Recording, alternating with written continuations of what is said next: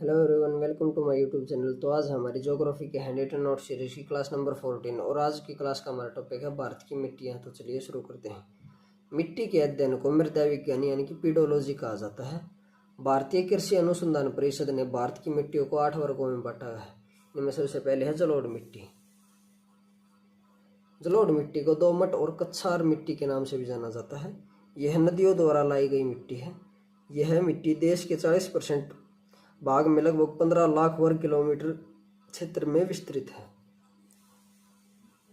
अगला पॉइंट है, यह तटीय मैदानों व डेल्टा प्रदेशों में अधिक मिलती है। यह भारत की सबसे उपजाऊ मिट्टी है। इस मिट्टी में पोटास, चूना अधिक होते हैं। इस मिट्टी में नाइट्रोजन, फास्फोरस व ह्यूमस की कमी पाई जाती है। और जलोढ़ मिट्टी दो प्रकार की होती है, बांगर पुरानी जलोढ़ मिट्टी, खादर नई जलोढ़ मिट्टी।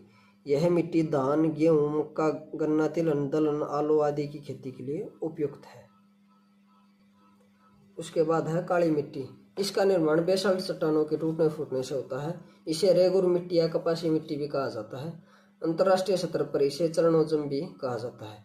इसमें आयरन, चूना, एल्यूमिनियम व मैग्नीशियम की अधिकता होती है।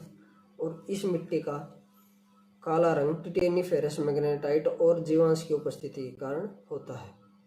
उसके बाद अगला पॉइंट है, इस मिट्टी में कार्बनिक पदार्थों की अधिकता होती है। इस मिट्टी का सर्वाधिक विस्तार महाराष्ट्र में है, जहाँ इसे दक्कन ट्रैप से बनी मिट्टी भी कहा जाता है।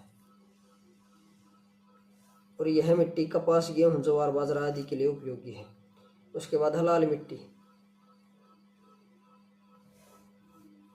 सामान्य से लेकर भारी वर्षा वाले क्षेत्रों में प्राचीन क्रिस्टलीय शैलों के अपक्षण व अपर्दन से इसका निर्माण होता है। यह मिट्टी अधिकतर दक्षिणी भारत में मिलती है। इसका लाल रंग लो ऑक्साइड यानी कि आयरन ऑक्साइड की उपस्थिति के कारण होता है। इसमें सिलिका और आयरन की बहुलता पाई जाती है। यह अम्लीय प्रकृति की मिट्टी होती है। इसमें नाइट्रोजन, फास्फोरस व ह्यूमस की कमी पाई जाती है। यह अपेक्षाकृत कम उपजाऊ मिट्टी है। चूने का इस्तेमाल करके लाल मिट्टी की उर्वरता बढ़ाई जा सकती है और इसमें गेहूं, दाल व मोटे अनाज की कृषि की जाती है। उसके बाद है लेटराइट मिट्टी। इस मृदा के निर्माण हेतु दो प्रमुख परिस्थितियां हैं, 200 सेंटीमीटर से अधिक वार्षिक वर्षा और अधिक गर्मी।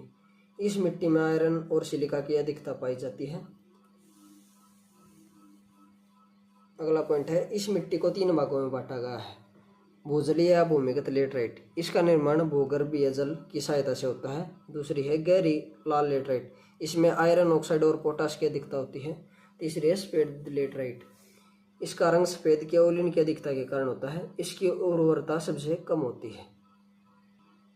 अगला पॉइंट है, लेटराइट मिट्टी आमतौर पर केरल, तमिलनाडु, महाराष्ट्र, उड़ीसा और असम के पहाड़ी इलाकों में पाई जाती है। ये मिट्टी चाय, इलायची व काजू की खेती के लिए सर्वाधिक उपयुक्त होती है। उसके बाद है पर्वतीय मिट्टी। इस प्रकार की मिट्टी हिमालय की घाटियों में ढलानों पर पाई जाती है। इसे वनीय मृदा भी कहा जाता है। यह निर्माणाधीन मिट्टी है और यह जम्मू कश्मीर से लेकर अरुणाचल प्रदेश के पर्वतीय क्षेत्रों में मिलती है। अगला पॉइंट है, ह्यूमस की अधिकता के कारण यह अम्लीय गुण रखती है। इसमें चाय, कॉफी, मसाले व उष्णकटिबंधीय फलों की खेती की जाती है। अब नेक्स्ट है शुष्क और मरुस्थलीय मिट्टी। इस प्रकार की मिट्टी अरावली पर्वत और सिंधु घाटी के मध्यवर्ती क्षेत्रों, विशेषतः पश्चिमी राजस्थान, उत्तरी गुजरात, दक्षिणी हरियाणा और पश्चिमी यूपी में मिलती है। इस मिट्टी में बालू की मात्रा पाई जाती है, वह मोटे अनाजों के लिए यह उपयुक्त होती है। मरुस्थलीय मिट्टी में घुलनशील लवण व फास्फोरस की अधिकता होती है, जबकि कार्बनिक तत्वों व नाइट्रोजन की कमी होती है। उसके बाद है लवणीय व क्षारीय मिट्टी। यह एक अंत्य क्षेत्रीय मिट्टी है। यह राजस्थान, पंजाब, हरियाणा, यूपी, बिहार, तमिलनाडु के शुष्क व अर्ध शुष्क प्रदेशों में विस्तृत है। सोडियम व मैग्नीशियम की अधिकता के कारण यह मिट्टी लवणीय तथा कैल्शियम व पोटेशियम की अधिकता के कारण क्षारीय हो गई है। इसे स्थानीय भाषा में रेह, कल्लर, रकार, उसर, कली, चापेन आदि कहा जाता है। उसके बाद है पीट एवं दलदली मिट्टी।